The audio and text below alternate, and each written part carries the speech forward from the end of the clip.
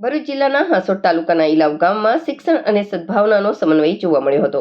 અહીં આદર્શ કેળવણી મંડળ સંચાલિત સ્વર્ગીય અલકાબેન એસ વૈદ્ય પ્રાથમિક શાળા અને આર.કે. વકીલ હાઈસ્કૂલના કુલ 484 વિદ્યાર્થીઓને યુનિફોર્મ તથા ટ્રેક સૂટનું વિતરણ કરવામાં આવ્યું હતું. આ સમગ્ર સેવા કાર્યનું આયોજન કે.એમ. ચોકસી હેમલતાબેન ચેરિટેબલ ટ્રસ્ટ દ્વારા કરવામાં આવ્યું હતું. ટ્રસ્ટના કેસરીમલ શાહના અધ્યક્ષસ્થાને યોજાયેલા આ કાર્યક્રમનો મુખ્ય ઉદ્દેશ્ય ગ્રામીણ વિસ્તારના વિદ્યાર્થીઓને પ્રોત્સાહન પૂરું પાડવું અને શૈક્ષણિક સુવિધાઓ સાથે જરૂરી સામગ્રી ઉપલબ્ધ કરાવવાનો હતો. આ પ્રસંગે કેસરીમલ શાહના વરદ હસ્તે શાળા પરિસરમાં વૃક્ષારોપણ પણ કરવામાં આવ્યું હતું.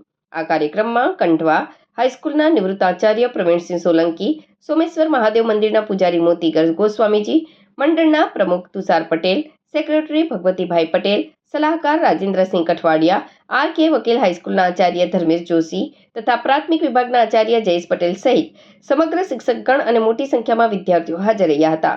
ઉપસ્થિત સૌ અગ્રણીઓએ ટ્રસ્ટના આ સદાશયી પ્રયાસને બિરદાવ્યો હતો.